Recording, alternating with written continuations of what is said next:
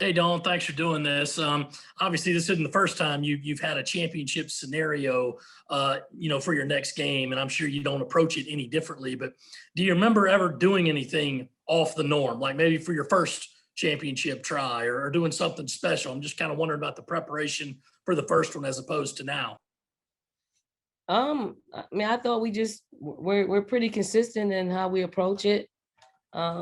Depending on the team also. The team needs a jolt, we give them a jolt. If the team is locked in, um, we just stay true to form. I mean, most of the championship teams that we've been a part of, they've just take each game as it is. There's a reason why you put yourself in this position, is because you've been consistent with how you approach each and every game.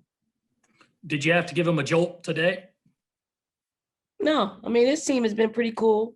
This team is one that just takes what's given, and I don't know if jolting them is the thing that will move them. I think when we put together a pretty good game plan and they feel good about it, they're very confident in it. Joe and then Greg. Coach, what does it say about this year's team, given all the unknowns about the season with COVID, but they still manage the high expectations for themselves to be in this position on Sunday playing for an SEC regular season title? I mean, they've exhibited only wanting to play, only wanting to win and compete at the highest level. And, they've done that, whether we've won, lost, or not. I thought this team has done a great job at just staying together, doing what they need to do. Even through adverse moments in the season, they've been pretty smooth and unbothered. And that's something to say about a young basketball team like we have. Greg and then Josh. Don, you mentioned the game plan for Texas A&M. I guess obviously you can't give too much away, but what do you like about Texas A&M? What challenges do they present to you guys? I mean, they're pretty efficient. Gary Blair always does put his players in position to score. That is their niche on the floor. He's done that well with this team. They're solid. They got a solid starting five. They have depth coming off the bench. They could play big, they could play small. They're just really versatile. And they're spreading it out. So you're not really concentrating on one person like they have for the past couple of years. Everybody's waited their turn with the exit of Kennedy Carter, but now they're showing what they can do when when the ball's in their hands. Josh and then Matt. Dawn, what have you asked Lily to bring to this team as not just a senior, but the last link to Asia and that group? Nothing. I want her to just be the senior, be the senior leader that she's been. Not only just energy and effort, but just I know Lily knows exactly what needs to take place.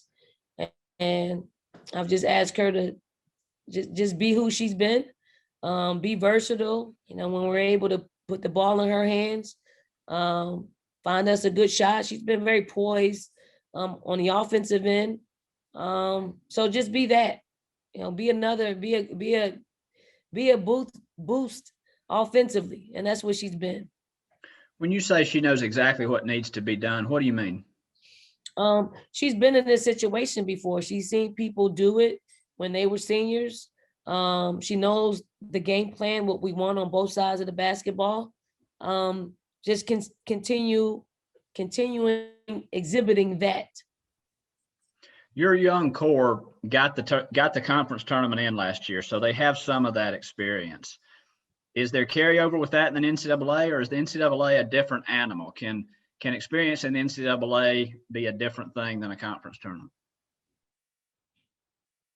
Experience? Yeah, I mean, experience is what got us to this point. And, this group hasn't played in the NCAA tournament. They played a postseason tournament, which is a little bit different because you win, you lose, you get to play again. So they haven't been in an elimination, like a season ending elimination. So we've never actually been in this situation last year because, we had it by this time. We were the regular season champions. So I'm actually looking forward to seeing how this team approaches it, how this team is able to execute, especially on the road, against a really good basketball team. So I hope our experience as far as the schedule that we played, I hope we can put it all together and win a big game like this. Matt, and then Joe. Don, you may have just answered this a little bit, but one of the big talking points this season was without Ty and Kiki, who would emerge as a leader? In your eyes, who has emerged as a leader or leaders on this team as you head into tournament time? I mean, our captains have led. Victoria and Aaliyah, they've led. You want some leadership from the guard position, but they're continuing to try to figure it out. What they need to do out there on the floor. So, it's not like we don't have any leaders. We do have leaders. They're just coming from a different position that for me, I prefer not to have that. But in absence of not really a vocal leader on the perimeter, I take what we have because they won us a lot of basketball games this year. Joe, go ahead.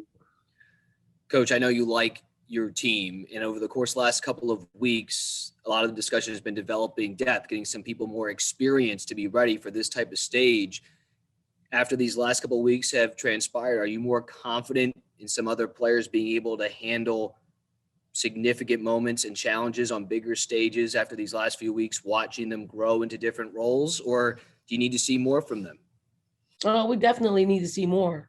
The people that are coming off the bench, aside from LA and Lily, it's a toss up. I'm just, if they get out there, it's because I'm probably taking a chance that they'll give us a bump somewhere. There is a bump, but sometimes there's a bump in the wrong direction. But when you take chances like that, you're setting yourself up to, it not being what you visualize. I think LA is giving us some great basketball over the past, week and a half, 2 weeks. And we're seeing it in the stats. But I saw it before the stats. I just had a feeling of her just putting it together on both sides of the ball. But now the stats are following that good play. And on big stages, depth can truly matter depending on big games. Are you confident in your depth then in certain situations? If, say, a player gets into foul trouble, that this team can still motor in the right direction, so to speak, if some of your big names end up in some foul trouble in games? Well, we're not going to put that juju out there, but yes. Well, I didn't mean to say it like that, but I just mean from a depth standpoint. I mean, are you confident going into tournament? Yes, I mean, I'm confident. If you want me to give you names, I'm confident in the people that have played the most off the bench, and if the people who aren't, in that rotation, I mean, the playing time speaks for itself. If I'm confident in you, you're gonna play. If I'm not, you're not gonna play, and that's the way it's been for 21 years of coaching.